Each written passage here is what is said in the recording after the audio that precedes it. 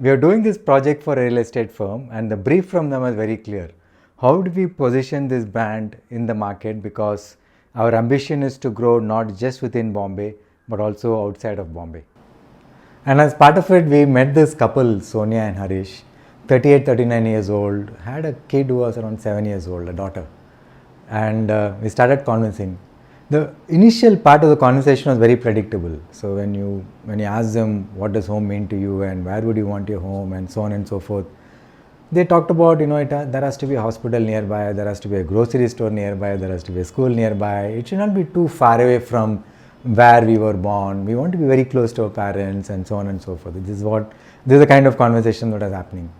And then just asked a question on what is home for you and what are the anxieties surrounding the home. So that was just the question that we asked.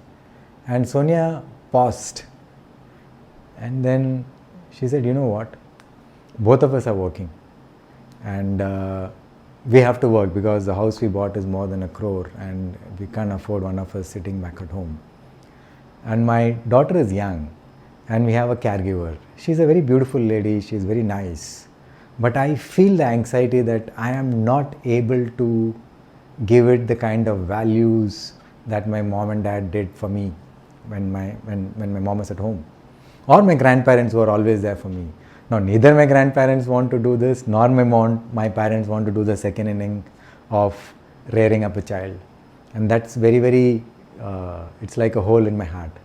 And the way we teach Yana is through activity books. Bruno does not lie. Bruno tells the truth. Bruno is honest. That's where we are teaching him the values from, and we are not very happy with that. Not me, neither me nor Harish. And then she has now reached an age where I want to put her in a sports class, in a gymnastics class, in a cultural dance class. But I don't have an option. If I have to take her from a sports class to a dance class, my entire day is gone. Maybe it's in the afternoon, in the evening. Not mine, it could even be Harish's. And the poor child has to travel for almost half a day or even for 1 or 2 hours. And we don't know what to do. And the other anxiety that Sonia recounted, that we stay in a standalone building and I am very fearful of allowing my child to go down and play. I don't know who she is going to mix with, who will be there, and so on and so forth, right? And this is not just what we observed with Harish and Sonia or even myself. As we started speaking to more and more customers, this became quite evident because most of the home buyers have now more younger, around 39, 40. They buy a home when they want to nest, when they have a child. And that is the first home. And pretty much at that point of time, both husband and wife are working, and most of them are going through the same anxieties. The second anxiety of kids who are a bit grown up, the parents feel that the children are growing up very fast, in a very hurried manner. There is the concept of unhurried child who actually grows a bit slowly. They're saying it's no longer there. The children are wanting to become adults very, very fast. That was the second anxiety that the parents are talking about. The third was about the environment down. They said they are so scared to send the kid down outside the building because they don't know who is there, what kind of friends are those guys. So there's a lack of control over the movement of their children, or at least to keep an eye on them. So the third anxiety, because they're all going to work. The fourth anxiety was school. The fact that this 8th standard child nicely told me, she said that I asked for a math problem doubt I had, and the teacher said I'll take it offline. And she goes to the staff room 5 minutes earlier, looks up the net, looks up the book, which I could have done. So the school itself was an anxiety for them. And the last one was that if I have to put my child into a sporting activity and a cultural activity like dance or singing or whatever, one of the parents has to take half a day out because you'll have to take them to one place, bring them back, take them to the other place because the school may or may not offer it. That was the other anxiety. Now, what we are seeing is that all the pillars of a society that actually helps in creating a model citizen are starting to crumble. The home is crumbling because nobody to teach values. The school is crumbling because you don't have faith in teachers, you don't have respecting teachers, that's why tuition classes and so on and so forth. The environment is very scary because you don't want to leave the kids down because you don't know who they are, and the overall hurriedness of the child to become adults. All of those were very, very big anxieties in the minds of these folks. One lady nicely said it. It's like bringing up a kid in Bombay is like putting a flower, and instead of water, you're putting acid.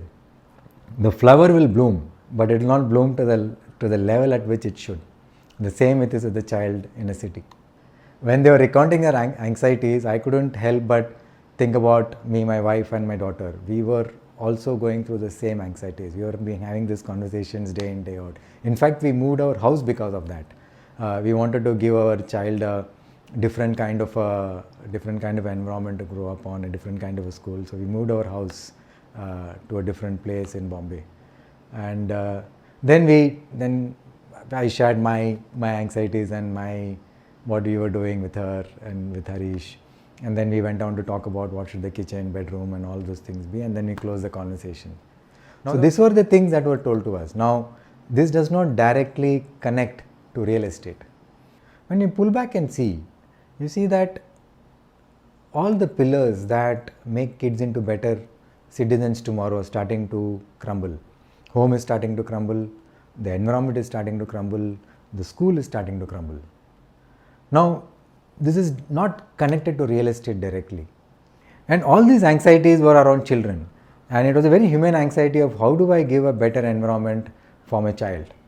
And in this context, we explored how can a real estate developer contribute to this? How can a real estate developer anchor themselves to childhood? Because finally it is home where all of this can be reconciled. And we didn't need to sell this. We didn't need to stand and sell it to the client because even the clients were a bit younger at that point of time. And they were also going through similar anxieties. So a lot of calls got taken. The land parcels. Where will the land parcels be? Will it be in a more expensive locality? Because the moment it is expensive, a certain set of people buy it, maybe most of them would be grey haired, and therefore their children themselves would have been grown up, right? So what kind of localities will we buy our land parcels?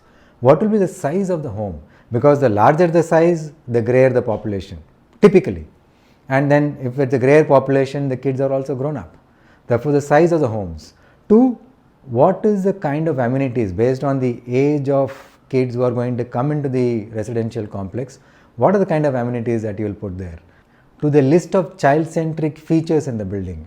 For example, where should the sensors or lift be placed, to the height of the wash basin, to rounded edges instead of sharp edges, to the kind of parking place, where would it be, and so on and so forth. Right? A lot of calls were taken on that. And all of this got anchored in Howard Gardner's theory of multiple intelligences. It is not just maths and science, but a child has got multiple intelligences. And how can this complex help a child explore and develop it? So that was the thought. And part of that was a communication campaign, and we briefed advertising agencies on the positioning and what we want. And what we were very clear is that they should steer away from all the category cliches, right? And Ideas at Work came back with a very beautiful and a very powerful thought of having a communication campaign only through illustrations done by this French artist Pascal, right? How can you show all of this very endearingly through illustrations? And here is what happened. We came out with this campaign. It went on to get a lot of awards, and it steered clear of all category cliches. It never showed elevations, it never showed happy smiling faces, it never showed the cost of the place, it never showed the amenities, it never showed any kind of competitive context, it never showed any buildings, and none of that. It just touched upon the most deepest human anxiety of home buyers, children. And it started with what is the carpet area of childhood. And then it went on to, as you can see, a lot of this communication came up, and it worked wonder for the brands.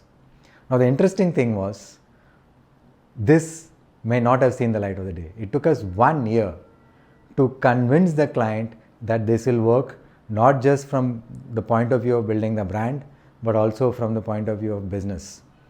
From the client's point of view, they were shocked. They are saying, ki, how can you put this kind of communication? It does not have any discounts, it does not have any elevation, it does not have any picture of family, it does not show where we are. How will we sell this? And what clinched it was that give us 6 months. If this does not work, we will give you back the entire money.